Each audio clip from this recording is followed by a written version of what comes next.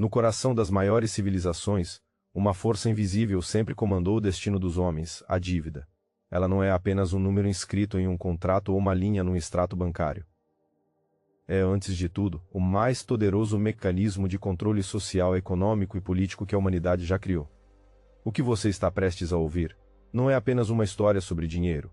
É a narrativa secreta de como a dívida se transformou no negócio mais rentável da história, moldando impérios, derrubando reis e reescrevendo o próprio significado de poder. Imagine por um instante uma máquina silenciosa que cresce a partir das sombras, alimentada pela promessa de prosperidade futura, mas cujo custo real só aparece quando já é tarde demais. Essa máquina é um endividamento, e sua lógica paradoxal criou um ciclo tão letal quanto fascinante. A dívida gera riqueza para quem a concede, enquanto aprisiona para sempre aqueles que a contraem. Desde os tempos antigos, quando primeiros tablitos de argila registravam empréstimos no Oriente Médio, a dívida começou sua trajetória extraordinária. Na Mesopotâmia, há 4.000 anos, já existiam regras para a cobrança de juros e até perdões periódicos para evitar que a população fosse esmagada sob o peso financeiro.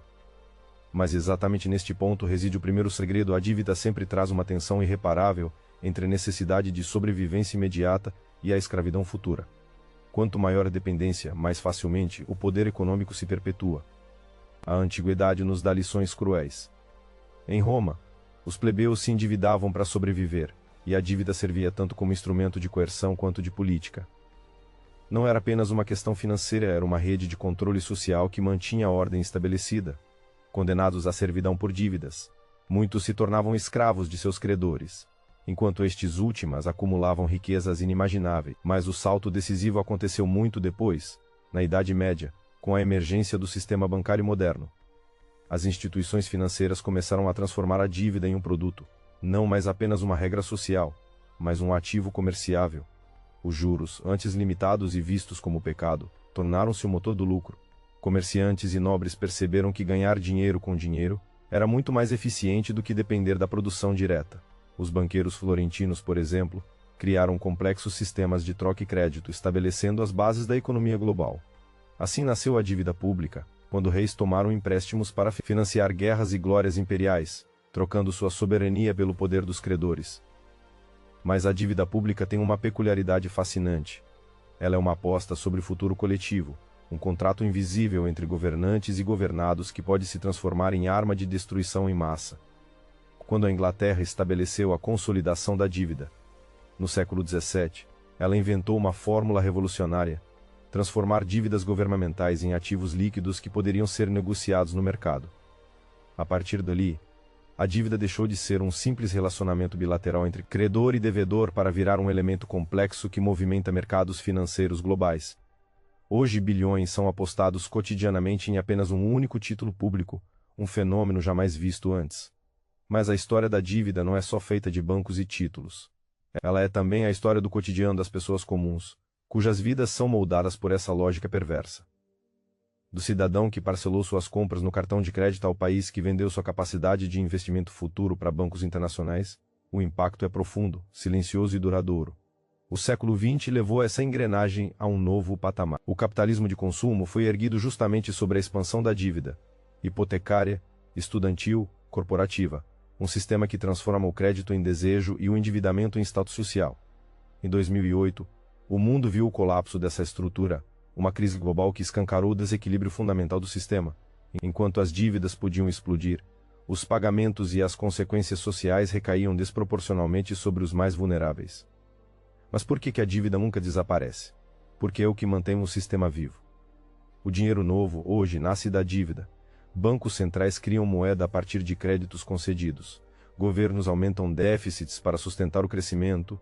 Empresas emitem títulos para expandir. Famílias contraem empréstimos para consumir. Isso cria um loop de dependência. Quem oferece crédito detém o poder, quem o recebe se submete a ele. Outro aspecto menos discutido, mas essencial, é que a dívida gera um efeito multiplicador sobre a riqueza. O dinheiro investido com recursos de terceiros pode ser aplicado repetidas vezes, criando uma cascata onde o crescimento econômico é sustentado, paradoxalmente, pela capacidade de endividamento do sistema. Contudo, essa cascata só funciona enquanto a confiança permanece intacta. Uma crise de credibilidade é capaz de fazer o castelo de cartas desabar. Esses mesmos mecanismos são explorados continuamente pelos bancos centrais, que ajustam taxas e injetam liquidez para garantir que nunca falte crédito. A política monetária se tornou a guardiã dessa estrutura. Um simples aumento nas taxas de juros pode desencadear um efeito dominó global, revelando quem carrega as dívidas mais perigosas e quem está no limite da insolvência. Hoje, em plena era digital, novas camadas são adicionadas a esse sistema. Empréstimos automatizados por algoritmos, crédito baseado em Big Data, financiamento coletivo e moedas digitais alimentam uma nova fase em que a dívida se torna ainda mais invisível, penetrando na vida das pessoas de maneiras sutis, incessantes e quase indetectáveis. Ao mesmo tempo, gigantes do setor financeiro se transformam em gigantes tecnológicos, ampliando seus alcances e poderes. Mas não existe margem para ingenuidade. Esta é uma corrida de cães famintos em que o perdedor é aquele que não consegue arcar com seus compromissos. As consequências políticas são gigantescas. Governos pressionados a pagar credores cortam gastos sociais, privatizam recursos públicos e fomentam desigualdades. A dívida aparece assim como o principal dispositivo de transferência de riqueza do público para o privado, uma engrenagem desumana sustentada no silêncio da normalidade financeira. Olhar para trás mostra que as grandes transformações econômicas e as crises mais severas quase sempre têm a dívida como protagonista oculta. Desde o colapso do Império Romano, passando pelo declínio da Espanha do século XVII, até a crise do Sudeste Asiático de 1997, em cada palco, a dívida delineou os limites entre ordem e caos, dominação e resistência. Se o século XIX é lembrado pela expansão do crédito e do imperialismo financeiro, o século XXI já escancara um dilema fundamental. Até que ponto o modelo de crescimento baseado na dívida ainda é sustentável? À medida que níveis históricos de endividamento público e privado crescem sem precedentes, os sinais de alerta se multiplicam. E o que acontece quando a confiança falha? Quando não há mais espaço para novos empréstimos? A resposta talvez resida em um retorno ao passado. Ou melhor, em uma transformação profunda de como a dívida é compreendida e regulada. Modelos que propõem perdoar dívidas históricas, limitar juros abusivos e democratizar o acesso ao crédito, tentam romper com esta lógica ciclópica, mas esbarram nos interesses poderosos embalados por um sistema que lucra justamente da perpetuação dessa dinâmica. Neste jogo, é inevitável que a narrativa sobre a dívida seja deturpada e mascarada.